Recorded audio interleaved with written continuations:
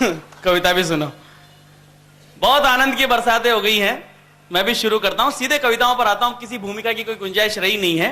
America के राष्ट्रपति ने भारत के प्रधानमंत्री से पूछा, क्यों जी हम अमेरिका वाले मंगल पर जाने की तैयारी में हैं, आप भारत वाले मंगल पर क्यों नहीं जाना चाहते हैं? तो भारत के प्रधानमंत्री ने कहा, हमें मंगल पर जाने की क्या जरूरत है, सब मंगलिक लड़के लड़कियां हिंदुस्तान में ही आ जाते हैं।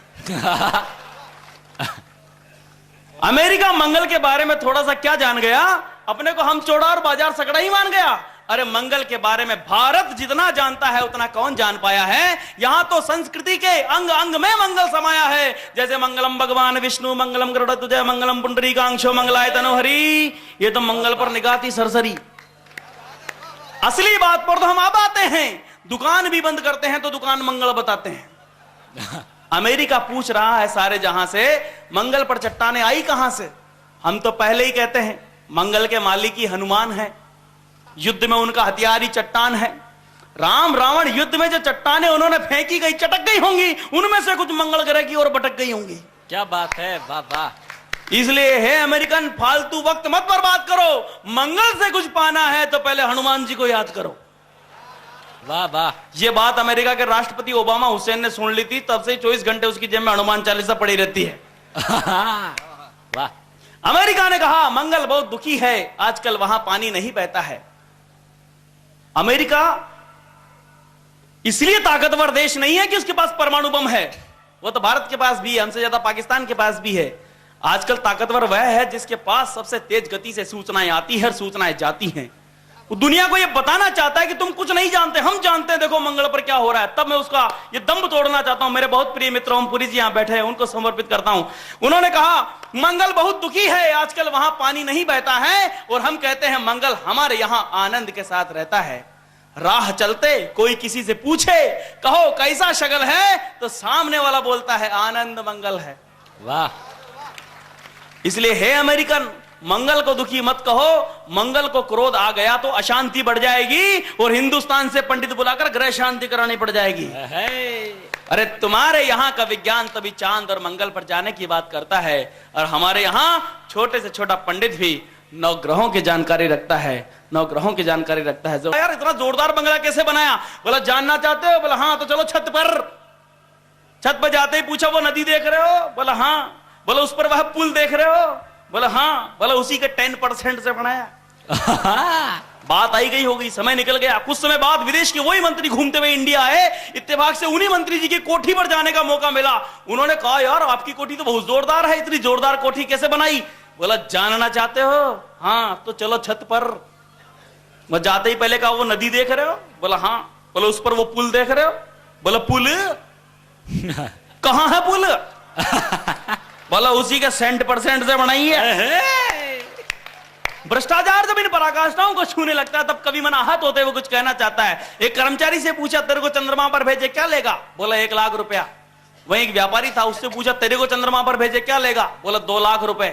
बोला कमाल कर रहा है, कर्मचारी 1 लाख में जा रहा है, तू 2 लाख किस बात के? बोला उसको तो CL PL मेडिकल सब मिलती है, अपने तो दुकान बंद रहेगी ना, 1 लाख तो कंपनसेशन का ही। वही एक नेताजी थे, उनसे पूछा आपको चंद्रमा पर भेजे आप क्या लोगे? नेताजी बोले 5 लाख रुपए। बोला कमाल कर रहे हो, व्यापारी 2 लाख में जा रहा है, कर्मचारी 1 लाख में, आप 5 लाख किस बात के? नेताजी बोले बेवकूफ, 5 लाख में से 2 लाख तो तू ही रख लेना, 2 लाख में रख लूंगा, 1 लाख इस कर्मचारी को दे देंगे जो चंद्रमा पर जाएगा।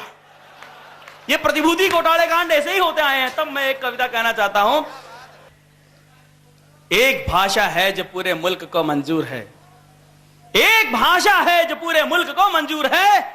आप रिश्वत की जुबान में बात करके देखिए, सब समझ में आती है, फिर आप किसी भी लैंग्वेज में बोलते हो। मैं कविता सुनाता हूं, भारतेंदु जी से अभी प्रेरित होकर के लिखी गई ये कविता आपको सौंपना चाहता हूं। इस कविता की कुछ खास बातें जो बता देना चाहता हूं कि ये कविता जब शुरू होगी तो वापस अपने मुकाम पर जाकर ठहरेगी। बीच में जहां कहीं आपको ये लगे कि आपके मन की बात आ रही है तो समझदार श्रोताओं को समझ में आ जाए तो अपना रेस्पॉन्स तालियां ठाके गड़गड़ाहट कैसे भी बताते रहना। दूसरी बात ये कि आपकी तालियों के लिए ये कविता रुकेगी नहीं, सिर्फ आपको ही बताना पड़ेगा कि ये बात आप तक जम गई है।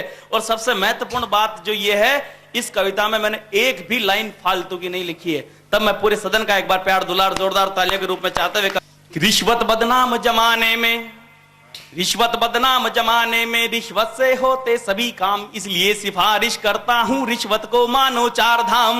न्यायालय, आलय, देवालय, धरती के बृहद निरीक्षणालय, सब में निवास करता है बुद्धि सार्वभौम रिश्वत कालय। इसको लेने वाला सुख में, इसको देने वाला सुख में, इसका गुण जिसने नहीं जाना महागुणी व्यापक दुख में। ये भेदभाव को दूर करे, यह छुआछूत को दूर करे, अफसर और चपड़ासी तक रिश्ते नाते मजबूत करे। साहब का बंगला इससे है मिनिस्टरों की कोठी, ये पटवारी की पड़त जमीन, ये चपड़ासी की रोटी, ये रिश्वत के रस को चखो, ये सभी रसों का राजा है। नित रोज करे सेवन इसका, वो सबसे मोटा ताजा है। शाश्वत है इसकी चटापटा, यह चमन बनाती है पतझड़ को। बड़े बड़े जज तक खाते हैं इसकी फौलादी थप्पड़ को। रिश्वत के तीखे भाले से कानून का शीशा चटक जाए, रिश्वत की बंशी की धुन में इंसाफ रास्ता भटक जाए। ये जगत व्यापिनी कामायनी, दुखियों की विपद निवारणी है। इसके पीने से प्यास बढ़े, ये वो मदहोश वारुणी है। वैसे दुनिया के सभी देश रिश्वत को कर्म मानते हैं, 100 में से 80 के लगभग रिश्वत को धर्म जानते हैं। पर कृपा निराली है ईश्वर की, यह गौरवमय धरणी है। सारी दुनिया से रिश्वत में भारत देश अग्रणी है। क्या बात है। रिश्वत के कई तरीके हैं, रिश्वत के होते कई प्रकार। कोई चोरी छुप के लेता है, कोई सरेआम जाता डकार। जो सरेआम जाते डकार वे कहलाते बोतल सवार, तीरथ की तरह होते प्रसिद्ध जैसे थाने के थानेदार। रिश्वत लेने वालों की संख्या सूची है भिन्न भिन्न, जैसे गोदरेज, हरिसन, टाइगर, तालों की कूंची भिन्न भिन्न। हरिसन को समझो हेड क्लर्क, असली पीतल का होता है। पीतल की चाबी लगते ही खुलकर हल्का होता है। गोदरेज की आकृति हर अफसर से मिलती जुलती है, जो जिस नंबर का अफसर है उस नंबर की चाबी लगती है। और मंत्री को समझो डबल लॉक, मंत्री को समझो डबल लॉक, जो कई क्लॉक में खुलता है। डबल डबल चाबी लगती तब जाकर तल से हिलता है। पर रिश्वत का रक्त भी आज जिसने उसको क्या राम बचाएगा। और शास्त्रों में 24 प्रकार के नरक बताए गए, उनमें से सबसे खतरनाक नरक होता है रौरव। उसे रेखांकित करते हुए इस कविता का समापन करता हूं और अध्यक्ष आसन को निमंत्रण दूंगा कि रिश्वत का रक्त भी आज जिसने उसको क्या राम बचाएगा। हजूर तीरथ करे कोई रौरव का हिंसक खाएगा। बहुत बहुत धन्यवाद। और लीजिए मैं अध्यक्ष आसन को प्रणाम करते हुए निवेदन करना चाहता हूं। अरे वो प्रेम प्यार के गीत सुनाओ, आपके रात सपन में आएगी रे। मैं आई रे, ताले वाले, ये पार्टनरशिप का गीत है। लेकिन हारे होली आई रे, वारे होली आई रे, शक्ल देख सासू की डर गयो नयो जवाई रे। होली आई रे। वो जवाई पहली बार गया ससुराल तो सासू जी में भाव आ रहे थे। उसने पड़ोसी से पूछा भाई क्या हुआ, वो बोला सासू जी में भूतनी आ गई। ये सुनते ही जवाई की खोपड़ी चक्कर खा गई। उसने ये पूछा ये बताओ एक भूतनी में दूसरी भूतनी कैसे आ गई। एक मोबाइल मस्तियों का अपना एक आनंद आता है। तब मैं आपको सोना चाहता हूँ, यहाँ तो सब ठंडाई में बैठे होंगे बहुत सारे लोग, तब ठंडाई में इन गीतों का आनंद बढ़ जाता है। एक छोटा सा मुखड़ा और सुनाता हूं। और कई बुजुर्ग बैठे हैं, पहले तो ये एक मुखड़ा उनको सौंप देता हूं। होली को त्योहार हटी लो, मादक मौसम भारी रे। मुझे तो सुनील जी ने बता दिया था कि हमारे यहाँ के बुजुर्ग बहुत अनुभवी हैं। कई तो इतने अनुभवी हैं कि किसी भी मकान की दीवार सूंघ के बता देते हैं कि इस मकान में कितनी लड़कियां रहती है। ये बढ़िया था।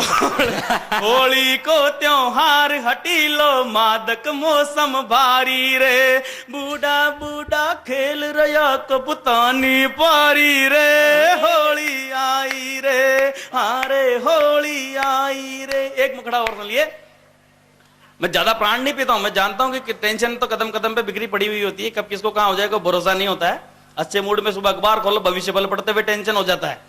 एक संतान चाहने वाले आदमी का अखबार में भविष्य बल था, मित्रों के सहयोग से काम बनेगा। तो हो जाता है साहब। तो मैं इन चीजों से थोड़ा सा आपको आनंद में ले जाना चाहता हूं। भंग पी गई रे, भंग का आनंद, भंग छने ऐसी छने जैसे गाड़ी कीच घर का समझे मर गए और आप नशे के। आप तो सब जानते हो बट्टे।